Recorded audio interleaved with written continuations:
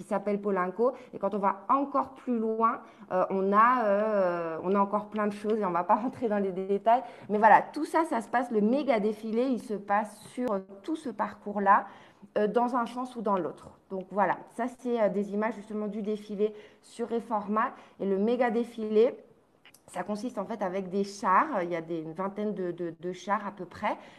Tous s'inspirent d'éléments, on va dire, du folklore mexicain et de la fête des morts. Donc évidemment, ce qu'on appelle les calaveras.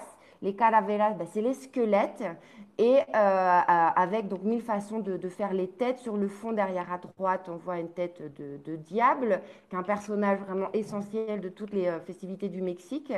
Là, en l'occurrence, les calaveras, elles sont déguisées en poupées.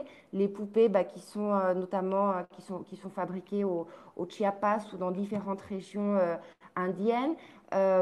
Voilà, et donc on a tous nos chars qui se succèdent. On va passer à l'image suivante. Donc, on va bientôt découvrir un tout l'imaginaire. Ça, c'était un personnage qu'on découvrait aussi dans le film Spectre. On va voir bientôt d'où il vient. Donc, un homme bien habillé, embourgeoisé, avec son chapeau melon, là, évidemment, décoré avec des roses, parce que ça fait complètement partie du folklore mexicain. Il a son cigare aux lèvres. Derrière, on voit d'autres chars décorés avec des fleurs de cempasúchil. Le cempasúchil, c'est les œillets d'Inde, les fleurs qui sont oranges. On voit des espèces de décorations desquelles on voit accrocher des rubans. Ok, donc on va continuer. Là, on est sur Réfort, on est dans le centre historique, pardon. Donc évidemment, voilà, ça donne des photos spectaculaires et magnifiques. Donc il y a aussi des marionnettes. Il faut savoir que dans le méga défilé, il y a des milliers vraiment d'artistes hein, de Mexico qui sont convoqués, qui sont organisés en fait en groupe, que ce soit à travers des universités, que ce soit à travers des quartiers, que ce soit à travers des communautés. Enfin, il y a différents types d'associations, beaucoup d'associations culturelles au Mexique.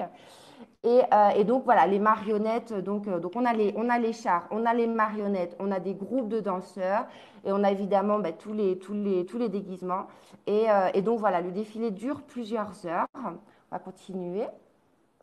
Alors, ça donne vraiment des images complètement spectaculaires. Là, on est sur Reforma. Et alors, comme je vous disais, ça se passe à la fin octobre, début novembre. Et normalement, en fait, alors à cette époque de l'année, c'est la fin de la saison des pluies. Et c'est la récolte du maïs, en fait, au niveau du calendrier, on en reparlera un petit peu après. Donc, en fait, on alterne entre du super beau temps et des averses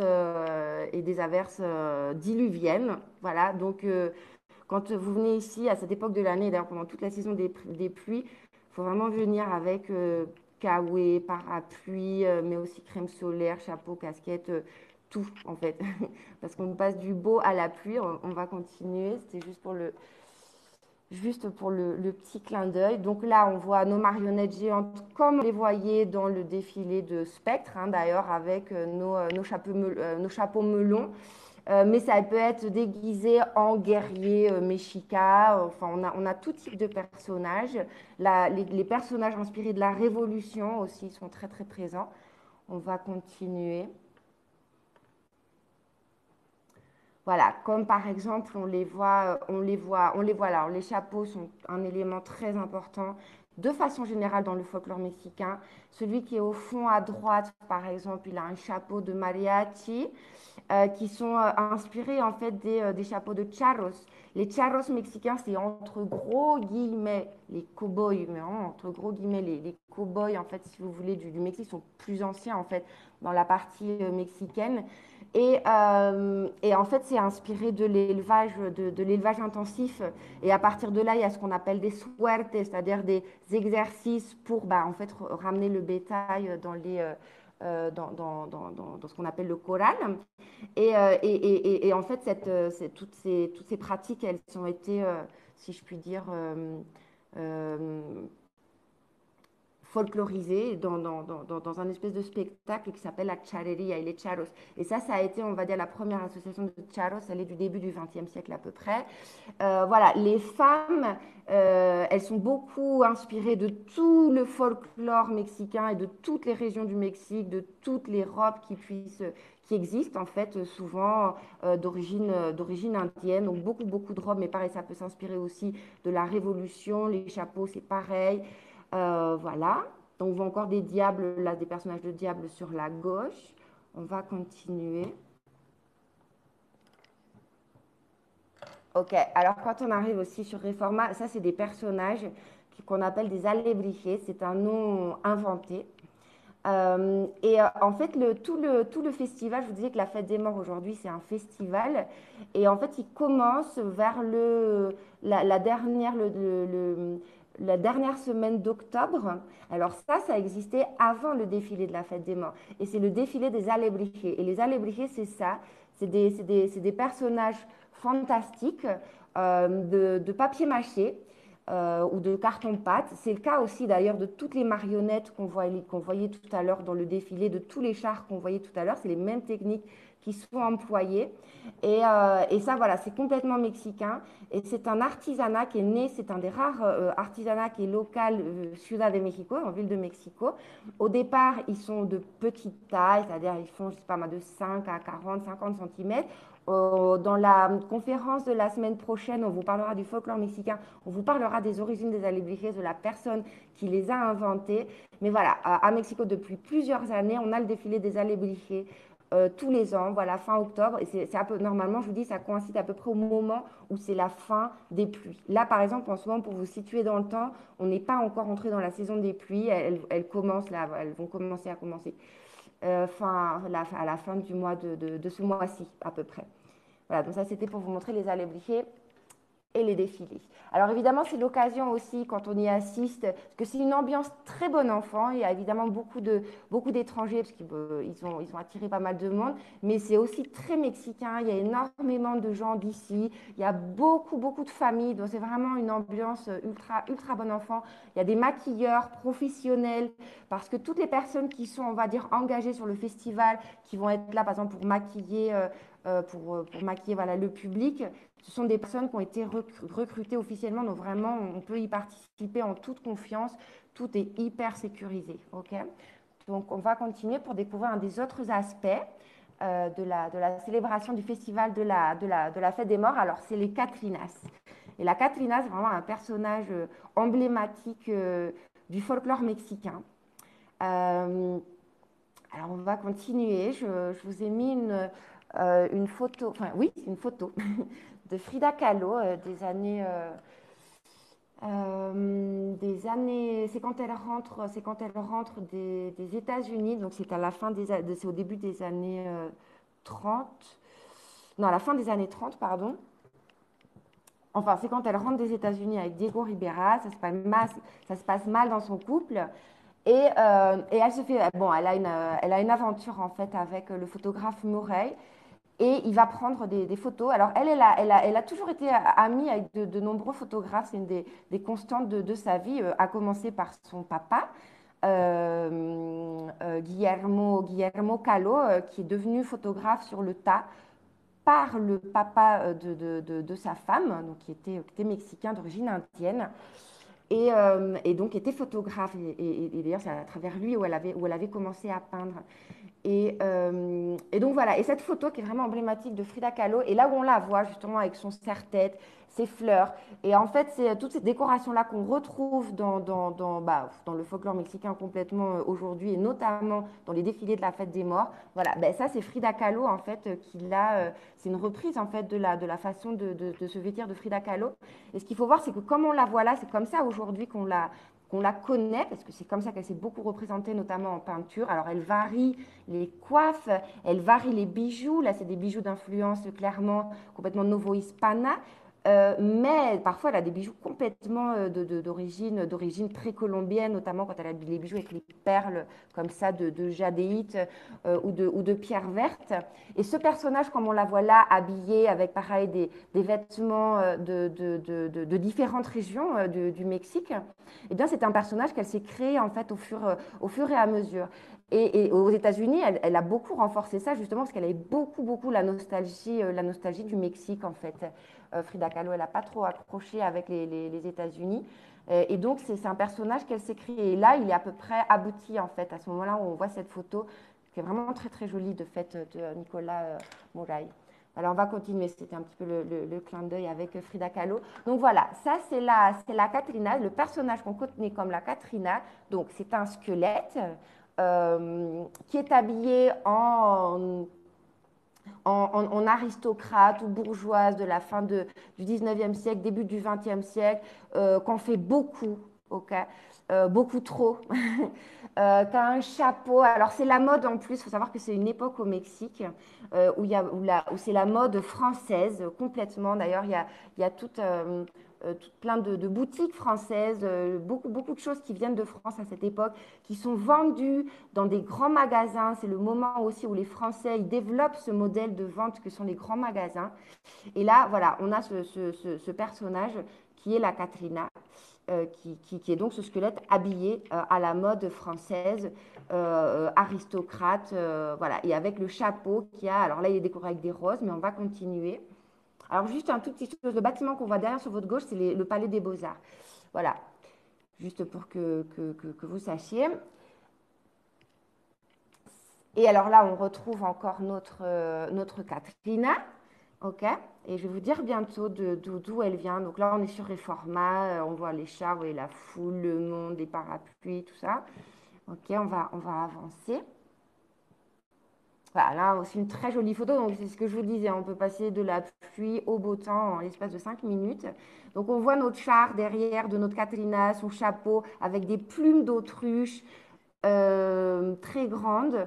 Et là, pour le coup, ça, c'était vraiment une marque de fabrique des grands magasins à la française, parce que les plumes, pour le coup, c'est vraiment un héritage complètement originaire du Mexique. D'ailleurs, à l'époque de Louis XIV, il y avait énormément de choses qui venaient du Mexique.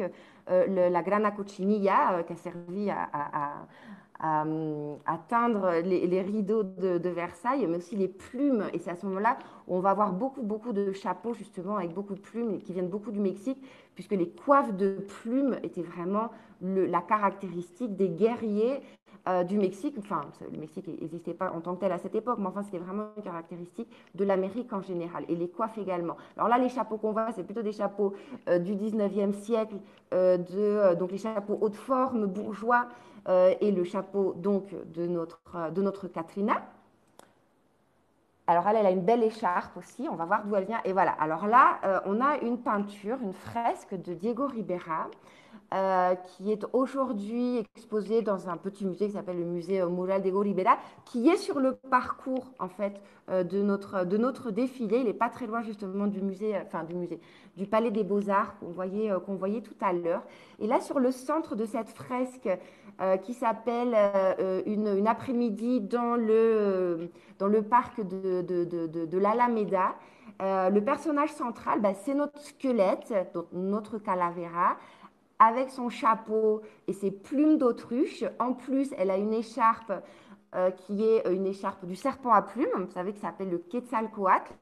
Et sur notre droite, elle donne le bras à José Guadalupe Posada, qui a un chapeau melon, donc c'était des chapeaux de l'époque. Et José Guadalupe Posada, c'est le créateur, en fait, de la Catrina, de ce personnage-là. Alors, ensuite, on voit sur la gauche de la Catrina, on voit Diego Ribera quand il était jeune, une douzaine d'années. Et derrière lui, on voit Frida Kahlo, pareil, quand elle était à peu près à l'âge où il l'a connue, mais déjà habillée comme on la connaît, donc avec ses jupes de région, régionale, sa coiffure, voilà. Et donc, et alors sinon, c'est une fresque historique. Là, on ne va pas rentrer dans les détails, mais enfin, sinon, c'est une fresque où il y a différents personnages en fait emblématiques de l'histoire du Mexique. Et alors, Diego Rivera, ce personnage-là, en fait, voilà, il a emprunté au personnage qu'on voit sur sa droite, José Guadalupe Posada, qui est de la génération antérieure. Alors, ils se sont rencontrés parce que José Guadalupe Posada, il a eu son atelier et son imprimerie et ses journaux dans la ville de Mexico. Mais en fait, il vient de province originellement. Et c'est l'un des plus grands, enfin, c'est le plus grand caricaturiste du Mexique et l'un de ses plus grands dessinateurs et artistes. Il a fait des milliers de gravures, de dessins. Et en fait, on va continuer. C'est lui qui a créé le personnage, c'est lui qui a utilisé les squelettes de façon générale et qui a créé ce personnage qu'on connaît aujourd'hui comme la Catrina. Mais lui, il appelait la Garbancera. Et en fait, elle était publiée dans des journaux qui commencent, parce que c'est le tout début où il a eu une époque, qui est un président qui s'appelle Juárez. On ne va pas rentrer trop dans les détails, mais Juárez, c'est celui à qui l'on doit en fait la séparation de l'Église et de l'État en 1857, et c'est celui à qui on doit le concept d'école gratuite et pour tous. Alors évidemment, à cette époque-là, ça n'a pas été diffusé pour tout le monde, il n'y avait pas les infrastructures et ça n'a pas été possible, mais ça commence après Juárez à se diffuser. Sous Porfirio Díaz, il va continuer ce travail, on va dire, de scolarisation, et notamment dans les villes, il va y avoir beaucoup, beaucoup d'écoles qui vont être ouvertes et auxquelles vont avoir accès, en fait, les classes moyennes des villes, dont faisait partie Guadalupe Posada et dont faisait partie plus tard aussi Diego Rivera. Okay.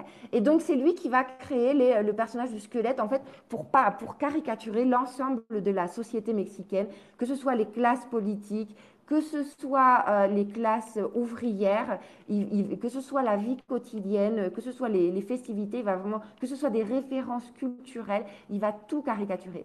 Et la garbancera, c'était pour se moquer, en fait, des classes populaires, des couches populaires de la société, qui voulaient se maniérer en fait à la façon des aristocrates. Donc voilà, c'est vraiment une façon de caricaturer la société de façon générale.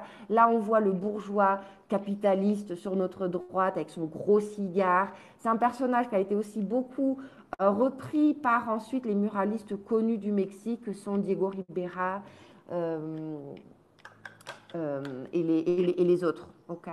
Donc voilà, Guadalupe Posada, c'est un personnage extrêmement intéressant, extrêmement brillant et génial en fait, parce que c'est vrai que c'est nous montrer, on est tous égaux finalement devant la mort. Et le fait de caricaturer comme ça à travers les squelettes, bah, c'est une façon, on n'individualise pas les personnages, mais on caricature ces traits à travers voilà, les corporations, à travers les classes sociales, etc. Quoi. On va continuer pour découvrir un des autres aspects très importants. Alors c'était avant le film de James Bond, hein, des hôtels, il y en a depuis toujours en fait au Mexique. Alors il y a différents aspects.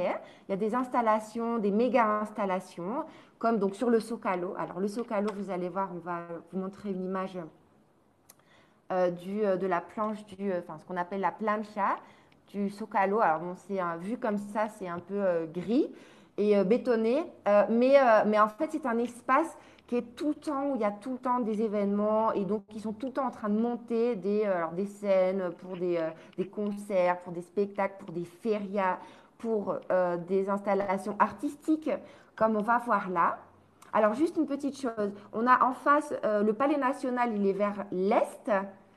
Euh, Au nord, on a la cathédrale métropolitaine. Et en fait, entre les deux derrière, on a ce qui était, enfin au niveau de la cathédrale et derrière, on a ce qui était l'ancien centre cérémoniel de Mexico. Et en fait, le Zocalo, donc la place centrale, c'était déjà une place qui se trouvait à côté du centre cérémoniel de la ville de Mexico. Et au milieu, on voit un drapeau énorme. Et tous les matins, tous les soirs, il le monte et il le démonte. On peut le voir depuis, parce qu'il y a plusieurs terrasses autour du Zocalo. C'est sympa de le voir, voilà, quand on est à Mexico. Donc, c'est des choses qui peuvent s'organiser quand vous venez là. Donc, voilà, l'installation alors, il y a des installations d'artistes sur la planche du Zocalo tous les ans. Elles sont différentes. Et bon, moi, j'ai retenu celle-ci parce qu'elle était de l'année 2017, il me semble, parce que voilà, j'avais bien aimé. Et en fait, ça représente des barques et des barques qui viennent, en fait, qui proviennent du sud de la ville, comme on va vous montrer sur l'image suivante. Voilà, donc ce qu'on appelle les trajineras. Les trajineras, c'est les barques donc de Xochimilco. Xochimilco, c'est un quartier au sud de la ville de Mexico où il y a à peu près 100 kilomètres de canaux. Là, ce qu'on voit dans les canaux, comme ça, on peut aller sur ces barques-là, ils ne sont pas aussi longs. C'est une autre promenade qui dure vraiment plusieurs heures pour aller voir la partie qui est vraiment très longue et on va dire nature, puisqu'il y a encore beaucoup de culture. Mais sinon, il y a toute une partie, on va dire, qui est de loisirs, où bah, vous montez sur la barque. Généralement, les Mexicains, ils y vont en famille. C'est pour ça qu'il y a beaucoup, beaucoup de chaises. Et ils pique-niquent, ils peuvent y passer toute l'après-midi, voire toute la journée. Il y a tout ce qu'il faut sur place. Vous avez des barques où ils préparent les tortillas, enfin voilà, tout ce qu'on peut manger sur place. Il y a de la musique, il y a beaucoup de musique. Enfin voilà, c'était très festif en fait. Mais originellement, il faut savoir que une grande partie de la ville de Mexico, qui était une île, elle avait cette configuration-là en fait au niveau des paysages, parce elle était traversée par des canaux et en fait elle avait été agrandie sur le lac. Donc en fait, il y avait eu des parcelles artificielles qui avaient été gagnées au marécage. C'était une partie où c'était pas du lac profond, c'était des marécages comme dans la partie sud de la ville, donc de Xochimilco. Et pour votre information, Xochimilco, c'est aussi un endroit donc de culture, on va dire de culture maraîchère, mais aussi beaucoup de culture de fleurs, originellement, d'où le nom Xochimilco, parce que de très nombreux noms au Mexique sont originaires du nahuatl. Et le nahuatl, là, en l'occurrence, ça se lit Xochimilco. Donc le co de la fin, c'est un locatif, c'est pour dire le lieu de. Mille, ça vient de la milpa, c'est le lieu où on cultive, et Xochitl, c'est les fleurs. Donc, c'est le lieu où on cultive les fleurs, Xochimilco.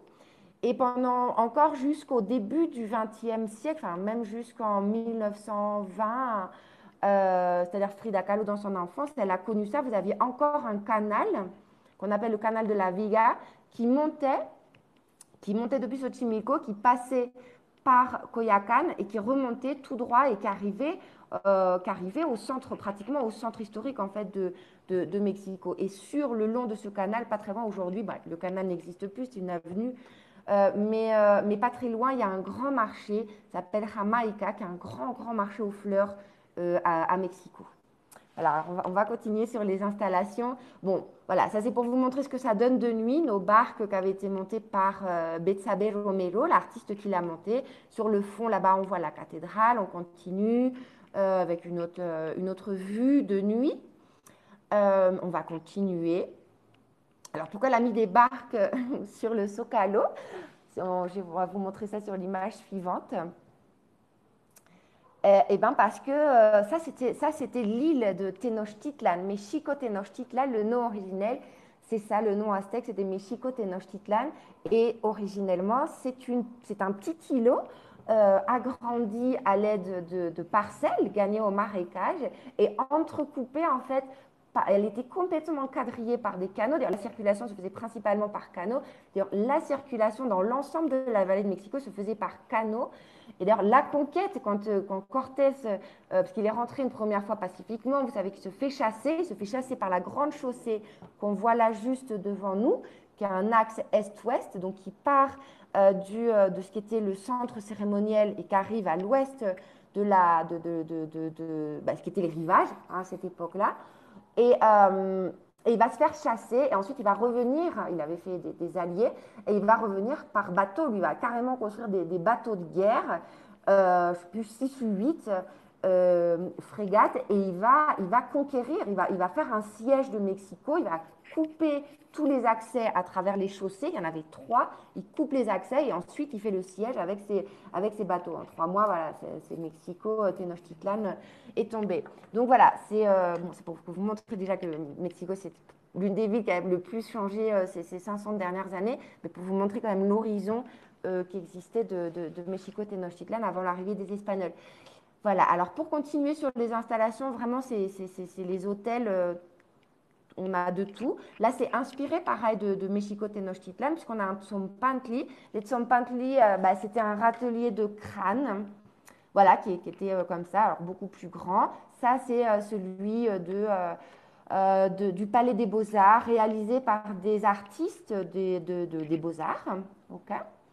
On va continuer pour vous donner d'autres exemples. Voilà, ça peut être type d'installation juste avec Cempasúchil, donc la fleur, les œillets d'Inde, qui est une fleur originaire du Mexique.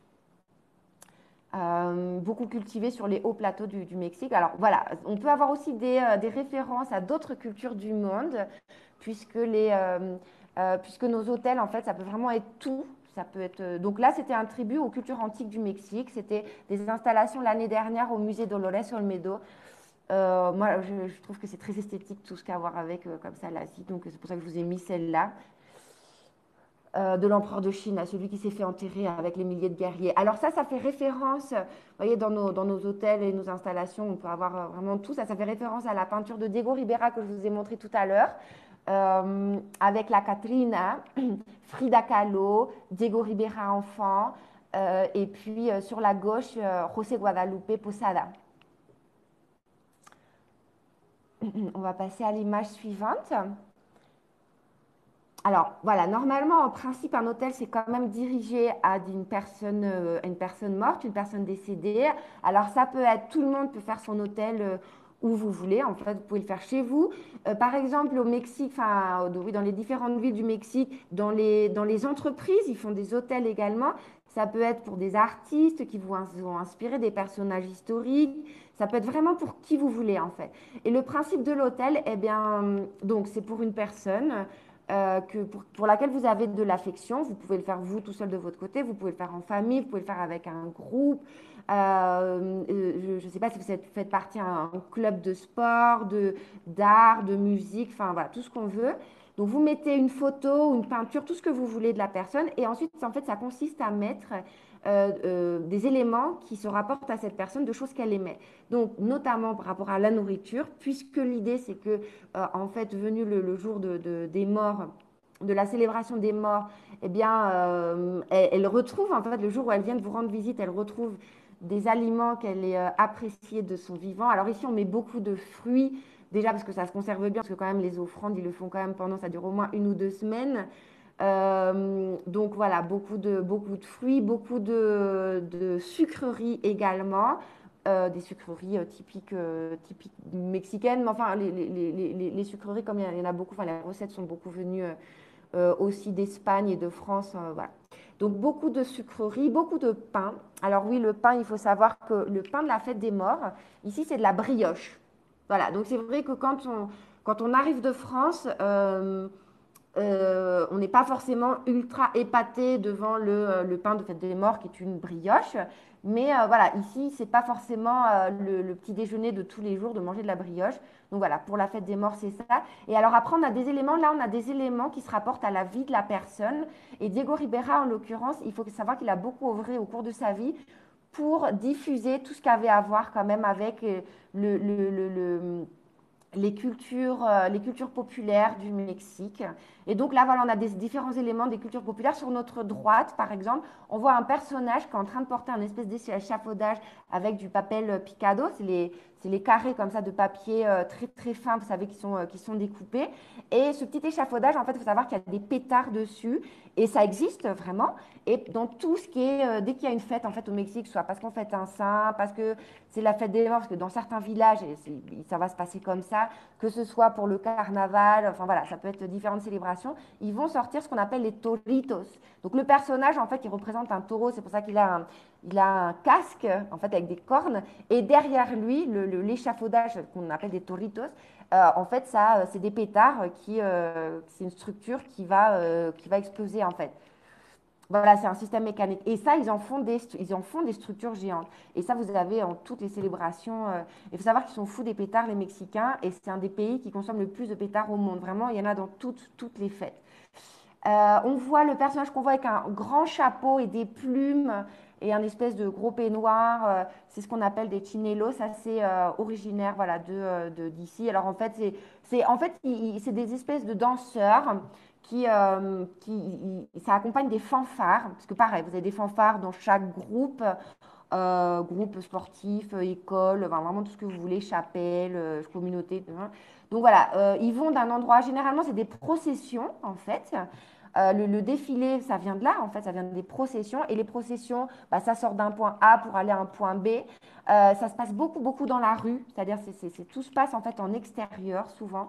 Et donc voilà, bah, vous avez la fanfare, vous avez les habitants qui suivent, vous avez là en l'occurrence les chinelos qui dansent, mais enfin ça peut être d'autres types de danseurs, ça peut être des personnages qui sont, vous avez beaucoup aussi ce qu'on appelle des batailles fictives, donc vous avez des groupes de personnages, donc il y en a qui vont être déguisés en diablitos, d'autres en rois, et ils vont faire semblant de se poursuivre les uns les autres. Vous voyez, c'est beaucoup ça. On va continuer. Donc voilà, je ne vais pas en dire beaucoup plus sur les hôtels, c'est vraiment après, c'est l'imagination, mais vous avez toujours ces éléments-là. Donc après, ça peut être à travers des tapis floraux, des tapis de fleurs. On retrouve le papel picado, donc les guirlandes, mais les guirlandes, bah, ça peut être du papel picado, là c'est découpé avec des éléments qu'on va voir avec la fête des morts. Mais enfin, ça peut être des fleurs. Là, c'était un hôtel pour Frida Kahlo. Ça peut être un hôtel avec plein de personnes différentes. Enfin voilà, ça peut être vraiment différentes choses. On va continuer. Vous en avez vraiment dans tous les endroits du Mexique. Là, c'était Frida Kahlo.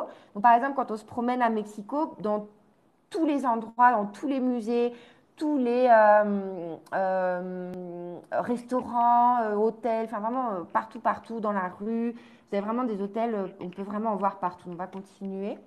Donc là, il faut se promener et puis vous regardez. Là, c'est la Maison Bleue de Frida Kahlo, donc un hôtel hein, pour elle. Euh, alors ça, c'est plus traditionnel, ça c'est plus le genre d'hôtel qu'on va faire pour ses morts chez soi. Donc beaucoup plus de fleurs, beaucoup de fruits, beaucoup de nourriture, les bougies. Et les bougies, bah, en fait, on les allume la veille du jour des morts, donc la veille du 2 novembre, pour que les morts, en fait, pour que les défunts, en fait, trouvent le chemin pour venir. Donc, beaucoup aussi d'herbes, on fait brûler donc de l'encens. Donc, au Mexique, enfin, des résines, au Mexique, c'est le copal. Bon, enfin, aujourd'hui, bon, il y a quand même beaucoup d'encens, on va dire synthétiques, mais en fait, voilà, on fait brûler les encens, on met beaucoup de fleurs, les bougies et les offrandes. C'est beaucoup de fruits, beaucoup de fleurs, beaucoup de graines également, la nourriture. Et ça, pour le coup, c'est vraiment un ancrage dans les mondes précolombiens. Parce que dans les mondes précolombiens, d'ailleurs, je ne vais pas tarder, on va continuer avec les origines. Mais dans les mondes précolombiens, juste avant de passer à l'image suivante, dans les mondes précolombiens, il faut savoir que le rituel pour les différentes, on va dire, fêtes, les fêtes, elles sont beaucoup ancrées, elles ont beaucoup à voir avec le cycle, les différents cycles des plantes et de la nature, en fait, et donc de l'agriculture. Donc, tous les différents rituels, ils ont beaucoup à voir ça, qu'on soit parce qu'on va être dans une époque de justement de sélection des graines ou de les planter ou de favoriser les pluies ou d'être en milieu de récolte. Enfin, et en plus, les plantes, elles ont différents cycles. Enfin, elles ne commencent pas au même moment selon, on va dire, les différentes espèces. Et après, il y a différentes dates aussi. Ça varie énormément parce que le Mexique est un pays où il y a beaucoup de montagnes. Donc, il y a plein de différences en fait de climat selon les altitudes où on se trouve. Et donc, par rapport à ce cycle, on va dire, agricole, les rituels sont très importants et plus en fait que d'être dans le remerciement, on est plus dans favoriser en fait ce qui va venir. Et donc dans les offrandes, elles sont toujours précédées par des processions, donc c'est pour ça que les processions sont très importantes. Et les offrandes, vraiment dans leur grande majorité, parce que quand on parle du Mexique et des cultures du Mexique précolombien, on parle beaucoup des Aztèques, on parle beaucoup du sacrifice humain, on parle beaucoup de ça en fait. Mais ce qu'il faut voir, c'est que dans sa grande majorité, les offrandes, c'est ça, c'est la nourriture, c'est les fruits, c'est les graines, c'est les fleurs, c'est vraiment ça l'élément principal dans les offrandes. Alors dans les origines, donc, il y a plusieurs éléments, comme on en a déjà beaucoup parlé. Et l'un des éléments quand même constituants et vraiment structurants, c'est les origines, enfin c'est les conceptions, on va dire, chrétiennes sur la mort. enfin, oui, sur ce qui se passe sur ce qui se passe après la mort.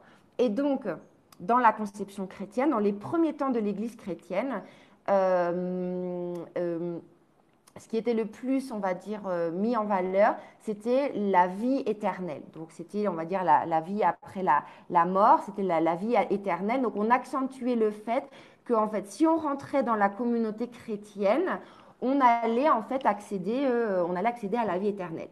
Et au cours au Moyen Âge, hein, donc globalement, à partir du 6e, 7e siècle, 8e siècle, tout ça se fait sur de nombreux siècles, l'enfer, en fait, a commencé à être mis sur le devant de la scène.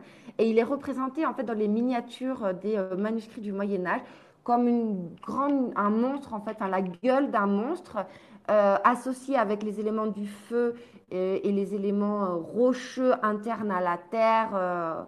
Voilà, et donc avec des diables, des monstres qui vont nous dévorer et nous brûler. Et donc, par exemple, sur le manuscrit de droite, on voit un ange qui ferme la porte.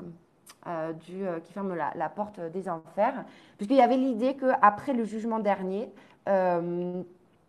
on allait aller en fait ou en enfer ou au paradis. Donc comme c'était en fait un peu abrupt quand même comme situation, parce que bon, quand même pour aller au paradis, alors les péchés qui nous envoient en enfer, il y a toute une grammaire de tout ça, hein. Tout ça a été extrêmement détaillé, vraiment extrêmement détaillé. Les peines ont à voir avec la nature des péchés.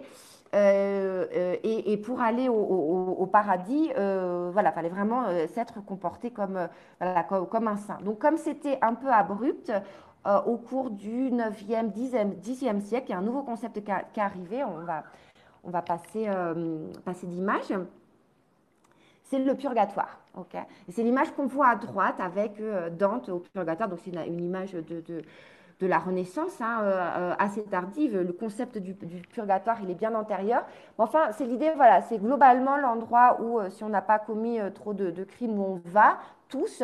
Et c'est un lieu, en fait, où on va purger ses peines. Et si on les purge, au moment du jugement dernier, on va pouvoir, en fait, aller rentrer au paradis. Et donc, cette idée du purgatoire, elle a été beaucoup développée euh,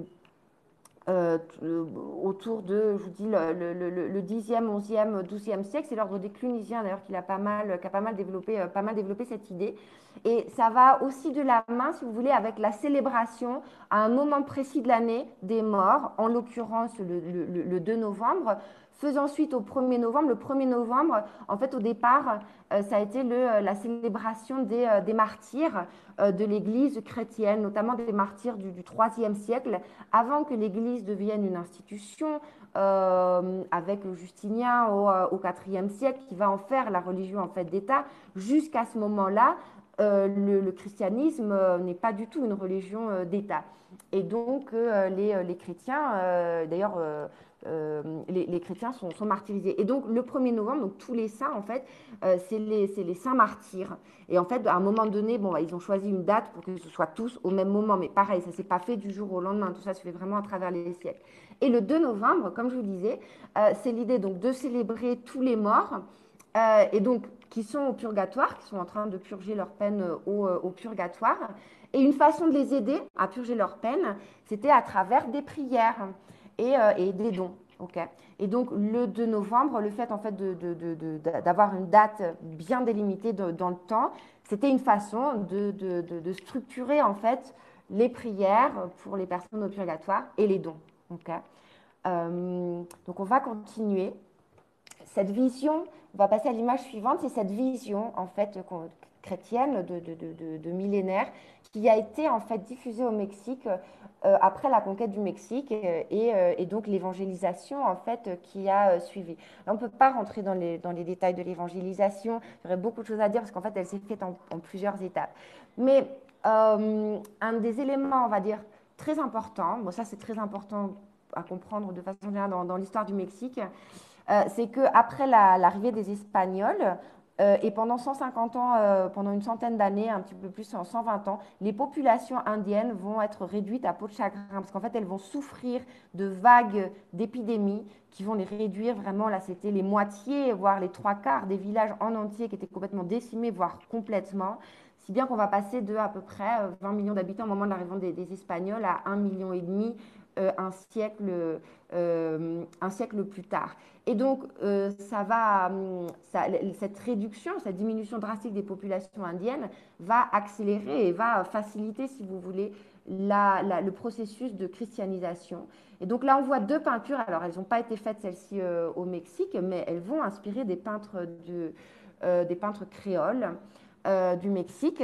Et on voit donc nos trois parties sur l'image en fait de la conception de la mort. Okay, donc de haut en bas, le paradis, tout en bas, on retrouve sur notre droite le monstre de l'enfer. Donc à gauche, c'est une peinture de Martin de Vos, qui est un peintre qui a inspiré certains peintres du Mexique. Et sur la droite, on voit le Gréco, qui a aussi inspiré le 16e siècle mexicain, puisque c'est un peintre qui a été très important à la cour d'Espagne. Alors, on va continuer.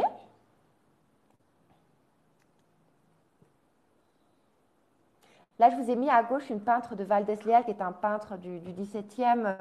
C'est une peinture qui se trouve à Séville. Et on retrouve le concept là, de José Guadalupe Posada, du concept d'une idée de l'égalité complètement face à la mort. Là, on les connaît en fait en Europe comme les vanités, mais enfin voilà, ça c'est vraiment le squelette. C'est le concept du squelette qu'a repris José Guadalupe Posada.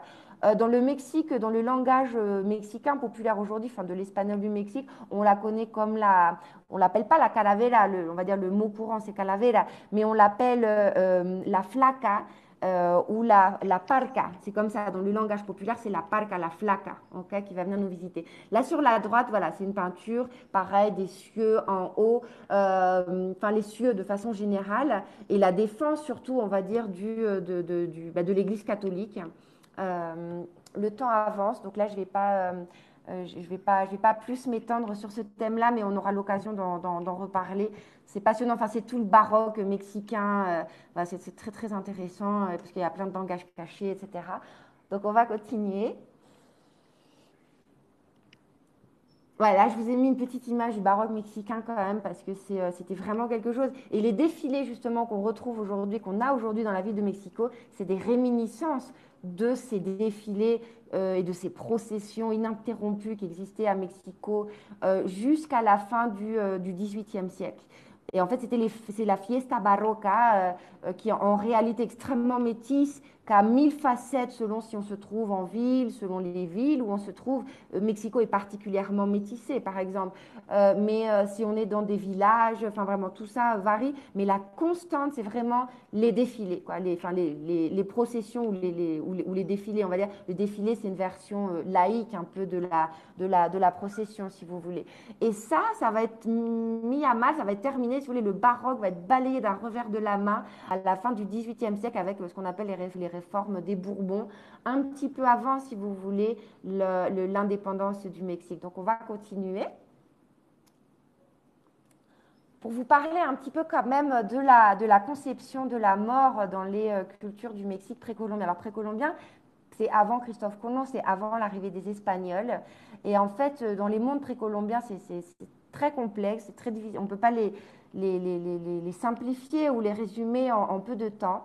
Mais quand même, il y a peut-être quelques clés à retenir. Et l'une d'elles, c'est vraiment les concepts de dualité. Dans ce contexte-là, on se rapproche un petit peu des cultures orientales.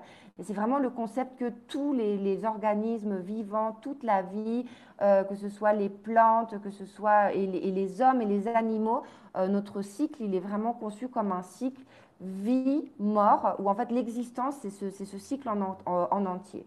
Okay, donc là, c'est un cercle qui a été représenté. Celui de gauche, c'est celui qui est rempli là, en l'occurrence, le sang qu'on voit gicler, c'est les énergies chaudes, c'est-à-dire le tonali.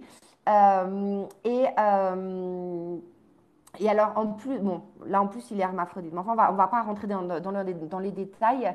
Et sur la gauche, enfin sur la droite, pardon, c'est les atours funéraires. Okay, c'est le voyage dans le Mictlan. Le Mictlan, c'est le monde mystérieux, justement, c'est un monde après la vie, parce qu'il y a cette idée d'un voyage après la vie dans un monde justement mystérieux, et c'est au terme du voyage dans ce monde mystérieux que le cycle de l'existence est terminé, et que, si vous voulez, vos énergies et votre graine va être recyclée dans d'autres êtres. Ok. Et donc, alors, là, on a des cerfs, ça a à voir beaucoup, c'est l'un des éléments très importants aussi de la culture mexicaine, mais ça a beaucoup à voir avec les guerriers et l'imaginaire des guerriers. Alors, on va passer, je vais en reparler un petit peu après, on va passer à l'image suivante, une autre image de dualisme très très belle. Alors là, les deux images que je suis en train de vous montrer, elles proviennent de manuscrits mexicains précolombiens. Il y en a très très peu, ils sont très rares parce que beaucoup ont disparu, beaucoup ont disparu détruits par les évangélisateurs. Beaucoup ont disparu détruits avant l'arrivée des Espagnols. Beaucoup ont disparu tout simplement à cause des conditions de conservation. Voilà. Et ça, c'est un magnifique codex qui s'appelle le Codex Borgia, parce qu'il est au Vatican, en fait, du nom voilà, de la famille des Borgia. Et là, voilà, on a aussi la dualité qui est représentée. Sur la droite, on va représenter Quetzalcoatl. Donc là, c'est pareil. On n'a pas beaucoup de temps de parler Quetzalcoatl, mais c'est un personnage iconique du Mexique précolombien. Il a 150 000 facettes, Quetzalcoatl. Et là, on le reconnaît grâce à son chapeau conique. On le reconnaît aussi parce qu'il a un masque sur lui. Vous voyez, on ne voit pas son visage. Là, il a un masque. Donc, les masques qu'on va représenter, nous, des diablitos aujourd'hui, qui sont en papier mâché, tout ça. Donc, si vous voulez, dans le Mexique précolombien, ils fabriquaient comme ça déjà des masques et les processions, ils revêtaient comme ça les masques des divinités. Et c'était fabriqué souvent en pâte alors, ils ont aussi un papier d'ailleurs, qui est le papel à mater. Et de l'autre côté de lui, on voit représenter, là, c'est une représentation de la mort. C'est entre guillemets une incarnation de la mort. Donc, c'est le squelette, si vous voulez. En nahuatl, on le connaît comme Mictli. C'est celle qu'on connaît comme la calavera. Aujourd'hui, on le connaît comme juste comme un squelette. Mais il faut comprendre que là, c'est un personnage qui est incarné. C'est une entité en tant que telle. Donc, on va continuer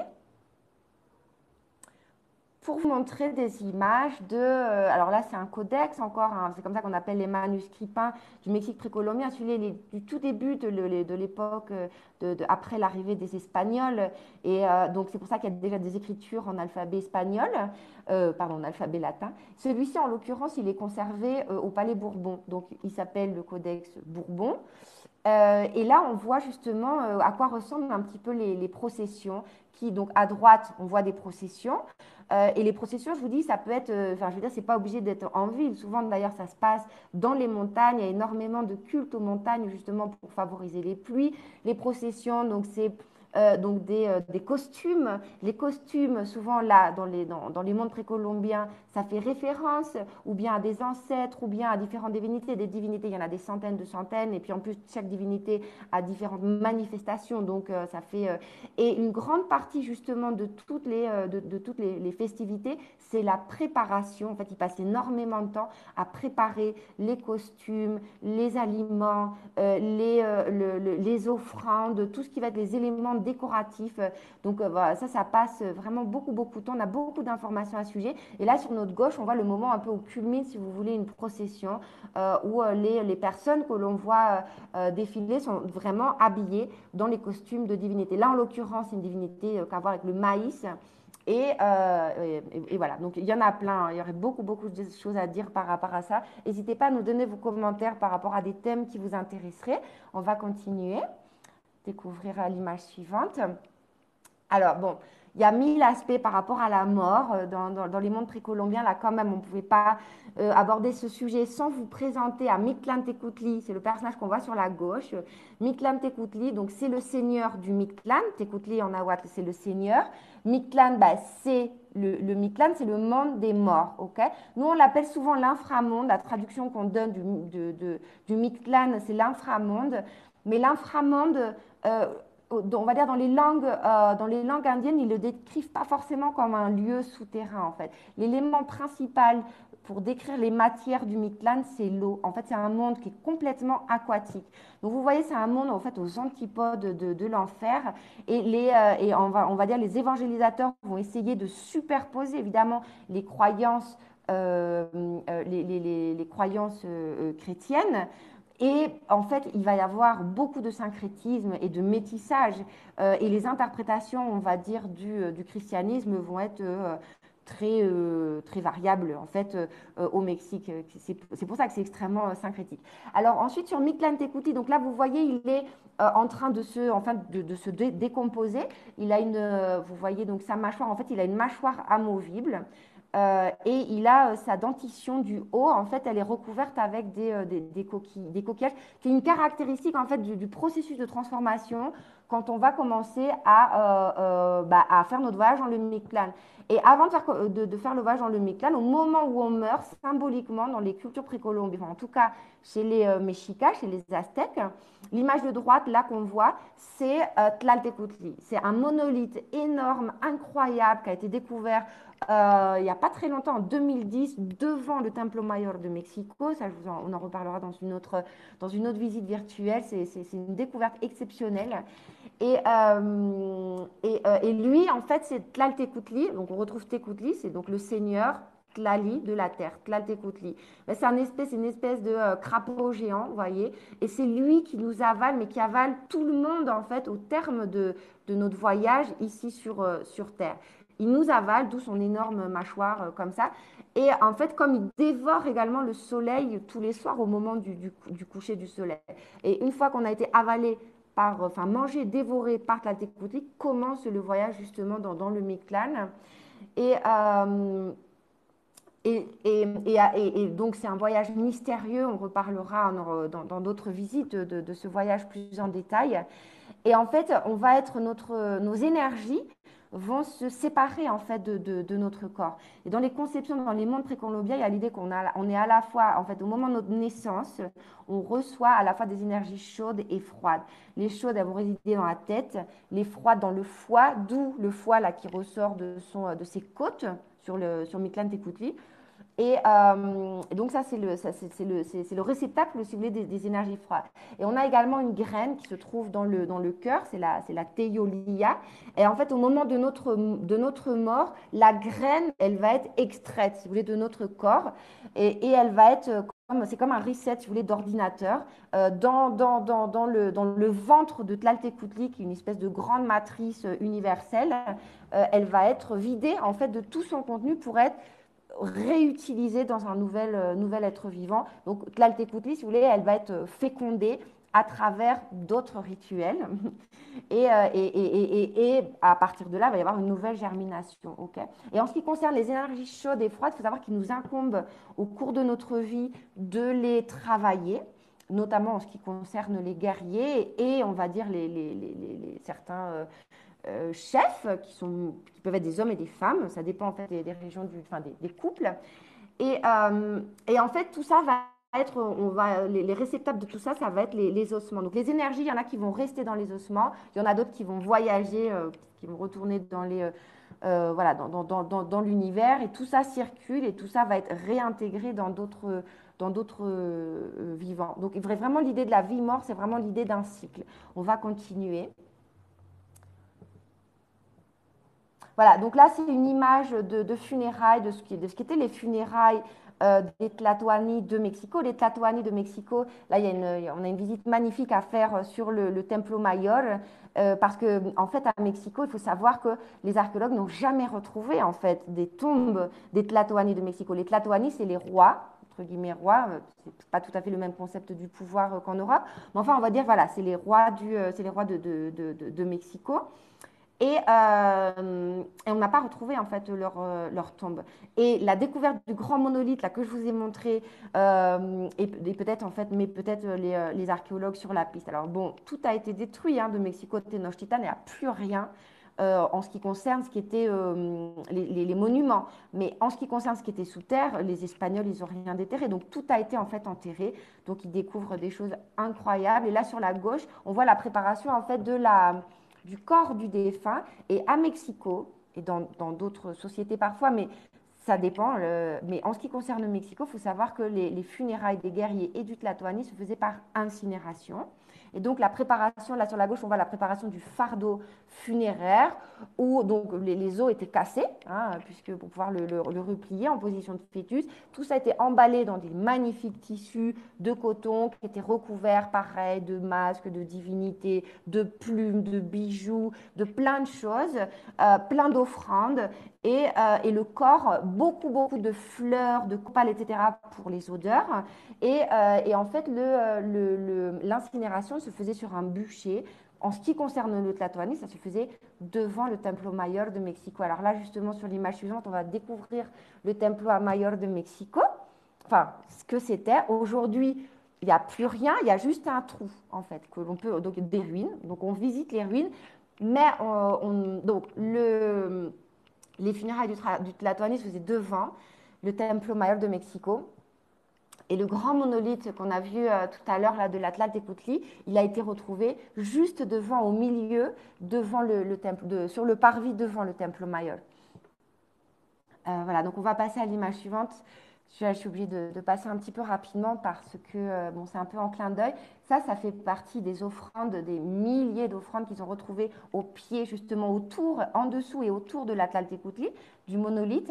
Et là, ils ont retrouvé donc un peu d'or, mais c'est vraiment pas du tout ce qui est important dans les offrandes au Mexique.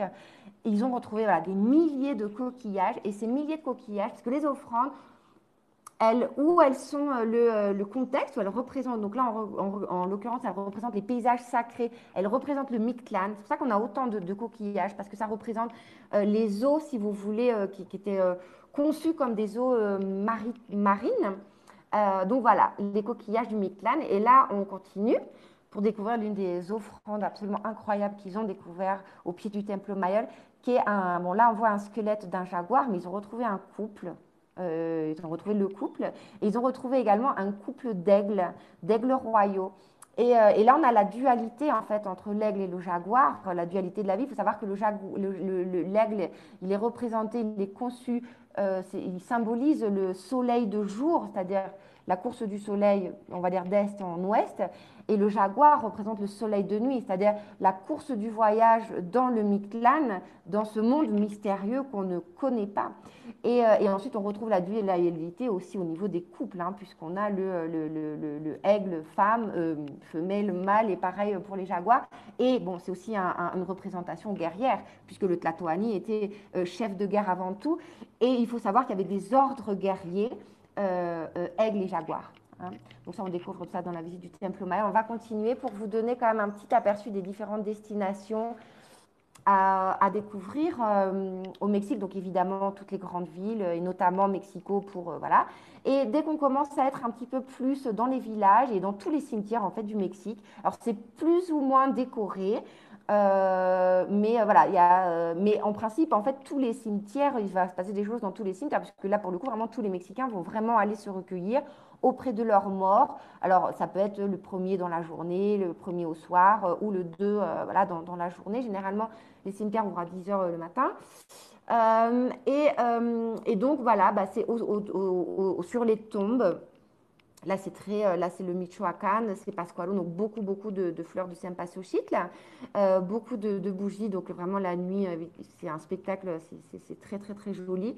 Et souvent, ils vont vraiment se recueillir et en mode mexicain, c'est-à-dire se recueillir, ils vont être en famille ou avec des amis et ils vont ce qu'on appelle convivir, donc ils vont passer un moment, en fait, un bon moment, donc, on va pique-niquer, donc éventuellement, on va chanter, donc éventuellement, on va écouter de la musique, donc éventuellement, voilà, on va boire un coup, voilà. OK, ça se passe comme ça.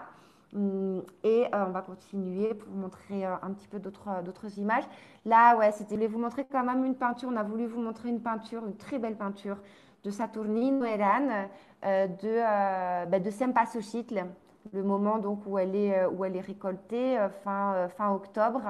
Et lui, c'est un peintre un petit peu plus jeune non, un tout petit peu plus âgé. Non, je crois qu'il est exactement de la même année, enfin, c'est pas important, de la même génération que Diego Rivera, mais il est mort beaucoup plus jeune. Et voilà, on découvrira ça aussi lors d'autres thèmes sur le Mexique. Mais enfin, là, une belle peinture où on voit justement les œillets d'Inde. Si on va continuer avec des vues des cimetières du Michoacán et notamment de Pátzcuaro la nuit et le jour de la veillée du 1er au 2 novembre avec bah, les bougies, les fleurs et les veillées hein, des morts. Donc, parce que ça, c'est le moment en fait où vraiment les défunts viennent rendre visite aux familles.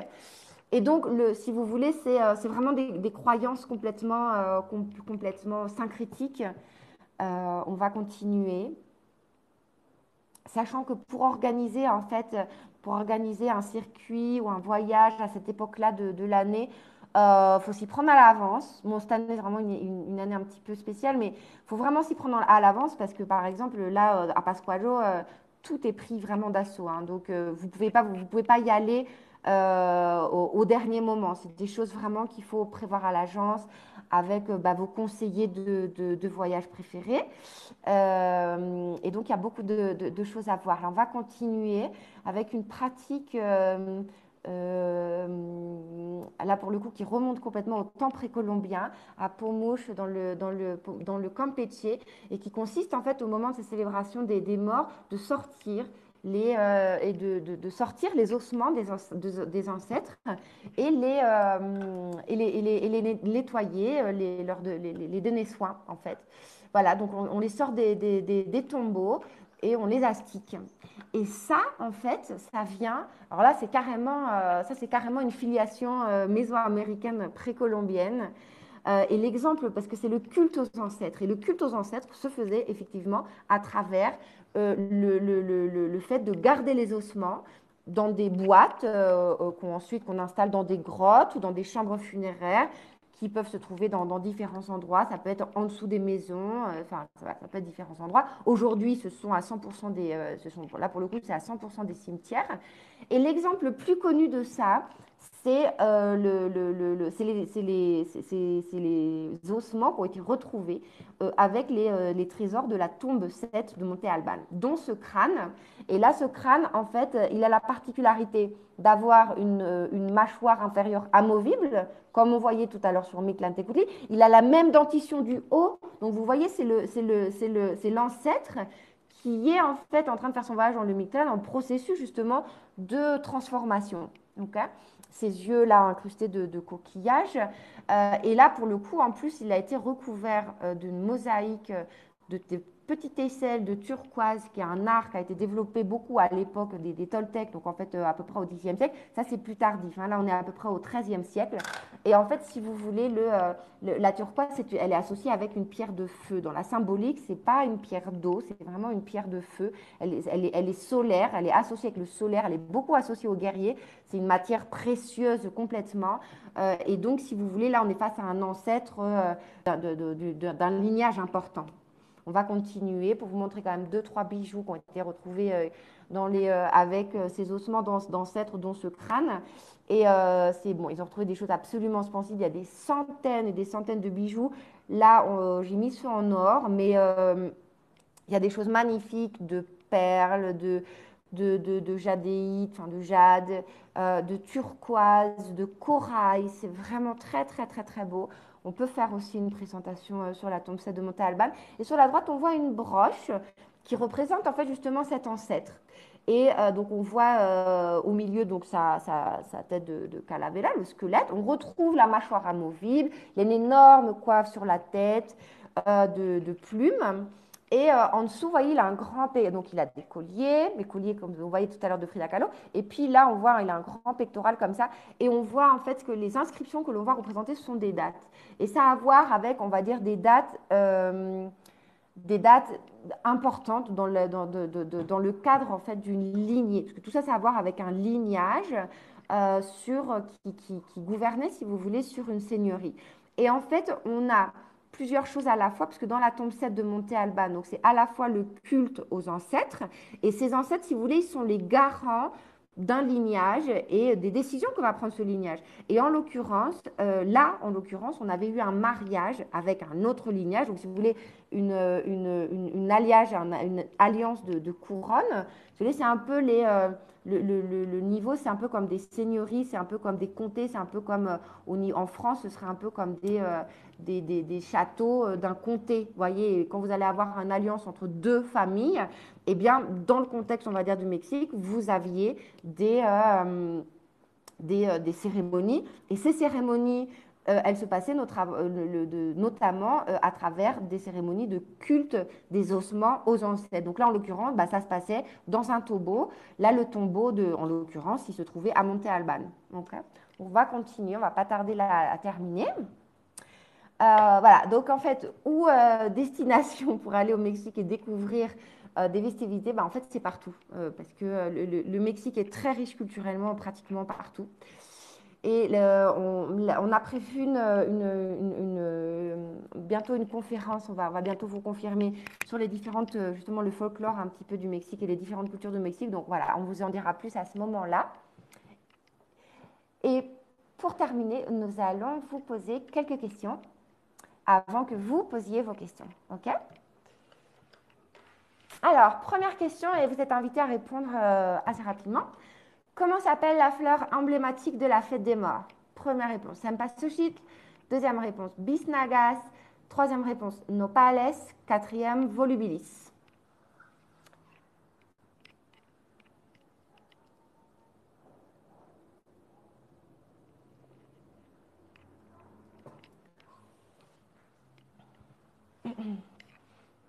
Alors, votre réponse?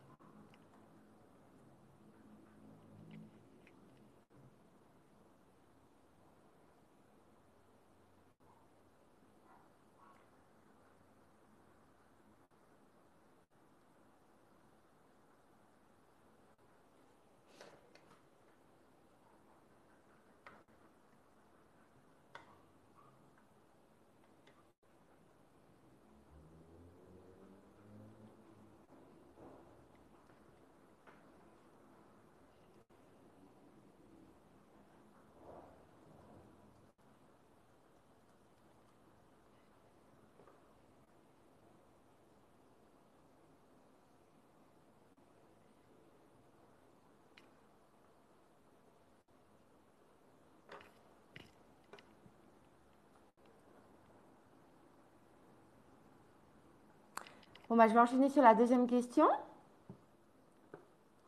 Qui est la Catrina? Est-ce que c'est un personnage inventé par José Guadalupe Posada, la caricature d'un dandy, un personnage d'une peinture murale de Diego Rivera et un personnage populaire au Mexique?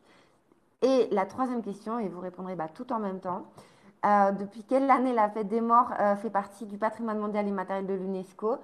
2016, 2008, 2005 ou 2012? Donc on attend vos réponses et dès qu'on aura vos réponses, vous poserez vos questions.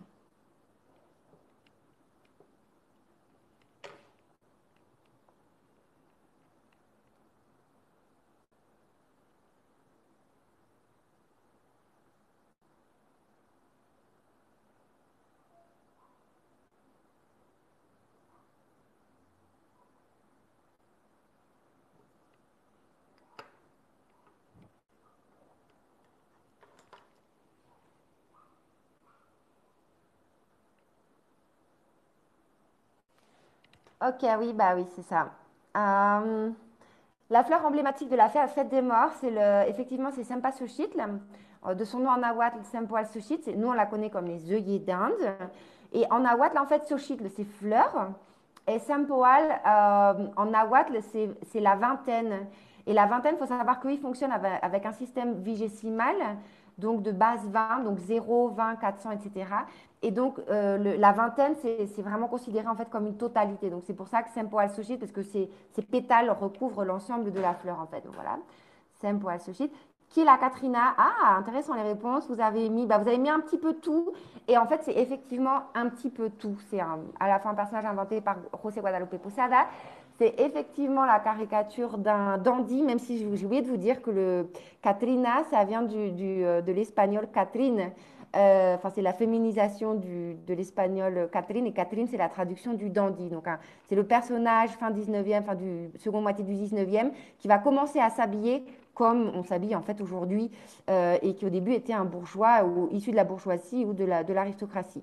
Et depuis quelle année la fête des morts fait partie du patrimoine mondial immatériel de l'UNESCO? Depuis 2000, bah, c'est depuis 2008. Là, c'était que 2008. Voilà, voilà. Donc, du coup, bah, très, très bien. J'espère que ça vous a intéressé. On attend vos questions, en fait.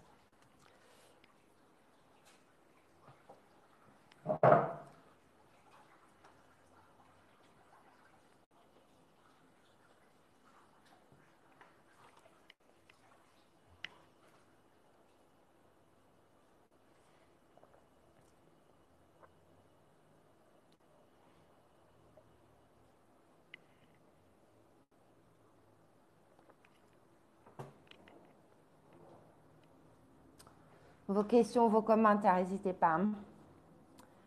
Y a-t-il des spécialités culinaires pour cette fête? Alors, oui et non, pas spécialement. Comme je vous disais, la grande caractéristique, c'est vraiment le pain de fête des morts. Voilà, ça, c'est vraiment, ça, on en mange vraiment partout. Et ce que vous allez partager avec vos amis, avec tout le monde, ça va être vraiment la brioche de la fête des morts. Après, pour les hôtels, comme je vous disais, c'est plutôt des choses que les personnes ont aimées de son vivant. Après, on a une période, comme je vous disais, par rapport au calendrier où c'est la récolte du maïs. Enfin, c'est la fin de la récolte du maïs. Et le maïs, il y a mille façons de le préparer. On peut le manger en épis, donc c'est ce qu'on appelle les elotes. Enfin, il y a vraiment, vraiment mille façons de les préparer. Et c'est aussi beaucoup combiné avec avec les citrouilles. Donc la calabace en, en français. Mais eux, en fait, avec la citrouille, c'est délicieux d'ailleurs.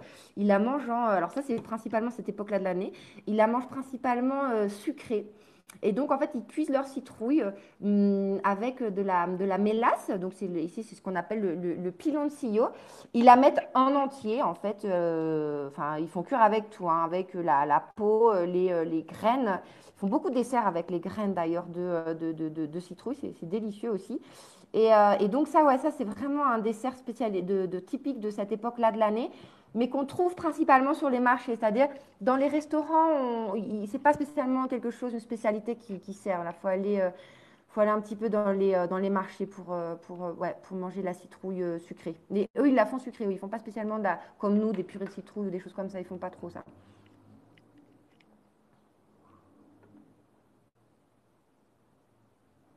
Alors, la tradition de sortir les os des morts pour les laver existe-t-elle seulement dans le village de Pomouche? À ce que je sache, oui. Oui, à ce que je sache, oui, mais ce serait quand même une information ce serait quand même une information à vérifier. Je ne mettrai quand même pas ma main à couper, mais a priori, oui, quand même. Parce que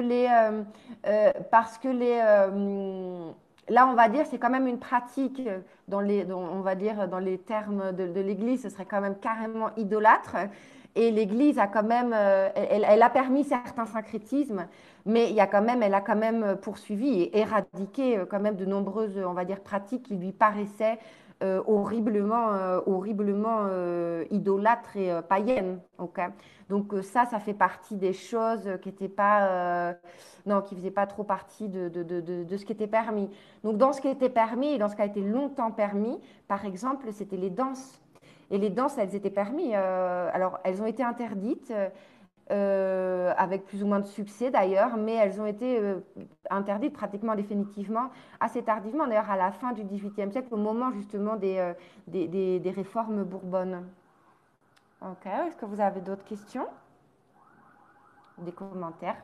Ça, ça nous intéressera beaucoup. Que devrait-on de Monique si on devait choisir une ville au Mexique pour vivre la fête des morts, que nous conseillerais-tu?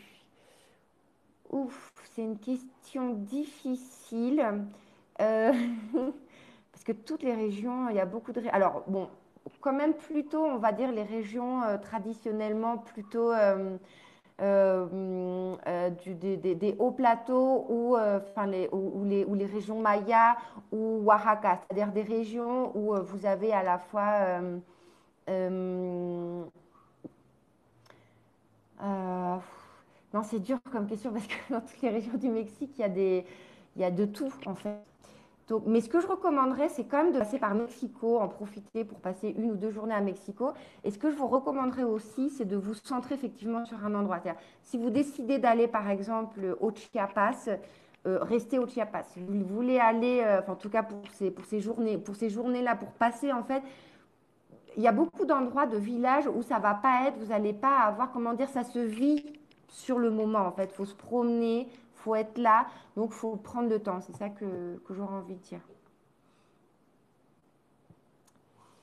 Augustin, est-ce que c'est vrai que les Mayas enterraient leurs morts sous leur maison? Alors, pas seulement les Mayas en fait. Alors, quand on dit ils enterraient leurs morts sous leur maison, c'est pas juste un. Enfin, c'est effectivement, oui, les tombes se creusent sous les maisons, sous le patio des maisons, en fait. Hein. C'est pas exactement sous le salon, j'ai envie de dire. Sachant que la vie, en général, de toutes les façons, la vie, elle se fait pas dans les maisons. De façon générale, vous savez, que ce soit des familles nucléaires, comme on avait à Mexico, mais où c'était du coup, ils vivaient dans des espèces, on va dire, de cabanes, de bois. Ils vivent pratiquement pas dans les maisons. On y cuit un petit peu. Mais toutes les activités qu'on va voir, si vous voulez, avec le travail, elles se font dans le cadre de communautés où elles se font là pour le coup dans de grands patios. Installés dans différents endroits, où ce soit des places publiques. Donc voilà, le travail, il se fait pas dans les maisons. Et j'ai envie de dire, comme on vient de le voir aussi, la vie rituelle non plus. Tout se fait beaucoup en extérieur.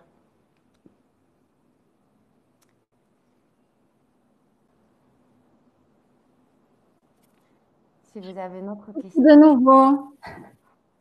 Merci Ah, beaucoup, coucou Marion, pour Alexia. cette présentation. C'était vraiment génial. C'était vraiment super intéressant.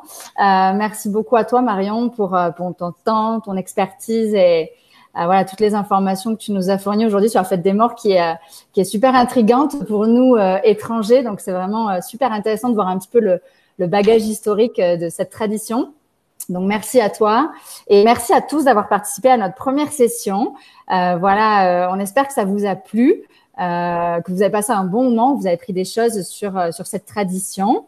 Alors, du coup, aujourd'hui, on aimerait quand même, ça nous intéresse d'avoir un petit peu, voilà, un petit peu votre avis sur les prochaines thématiques qu'on pourrait aborder pendant ces visites virtuelles ou ces conférences en live. Voilà, on ne sait pas trop comment les appeler encore. Donc, n'hésitez pas. Là, je viens de vous mettre une petite question. Normalement, vous devez voir apparaître sur votre écran une petite enquête. Donc voilà, on a besoin de savoir voilà qu'est-ce que vous en pensez, quel thème vous souhaiteriez aborder pendant le confinement, qu'est-ce que vous aimeriez apprendre sur le Mexique, sur sa culture, son histoire. Il y a d'autres thèmes, hein, si vous voulez, vous pouvez le mettre aussi sur le chat. N'hésitez pas vraiment à le mettre sur le chat si elles font pas partie des propositions qu'on a déjà listées ci-dessous. Donc, si vous voyez d'autres choses, voilà, des thématiques qu'on n'a pas mis en exemple, n'hésitez pas. Marion, on a cité beaucoup pendant la visite, le Templo Mayor, le baroque mexicain, la Nouvelle-Espagne, la peinture mexicaine. Là, on a une thématique qui dit du muralisme au street art.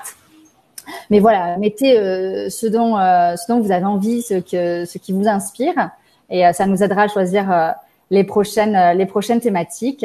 On vous enverra prochainement les thématiques de la semaine prochaine. Donc, on va voir notamment le musée d'anthropologie, le folklore mexicain. Voilà, pour ne pas vous en dire trop, on vous enverra toutes les informations rapidement. Donc voilà, on va se quitter, nous, après que vous ayez répondu à cette question, on va se quitter voilà sur une chanson qui est emblématique voilà du Mexique, la Llorona. Ça nous fait penser un petit peu à la fête des morts. On l'a entendu dans Coco notamment et on l'entend un petit peu partout. Donc voilà, on va vous présenter cette petite vidéo, cette petite chanson et on vous dit à très bientôt. Donc quand la musique se termine, vous pouvez vous déconnecter au fur et à mesure. C'est le moment de nous dire au revoir. Marion, est-ce que tu as un petit mot pour dire au revoir? Bah, au revoir. Merci. Merci, merci beaucoup vraiment à tous. On attend vraiment vos retours avec beaucoup d'impatience.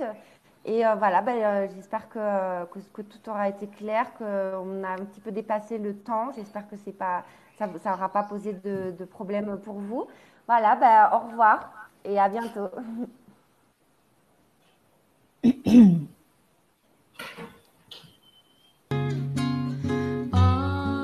llorona, llorona, llorona, de azul celeste. Ay, de mí, llorona, llorona, llorona, de azul celeste. Aunque la vida me cueste, llorona, no dejaré de quererte. Aunque la vida me cueste, llorona, no dejaré de quererte. No sé qué tienen las flores, llorona, las flores del campo santo. No sé qué tienen las flores, llorona, las flores del campo santo, que cuando las mueve el viento, llorona, parece que están llorando, que cuando las mueve el viento, llorona, parece que están llorando.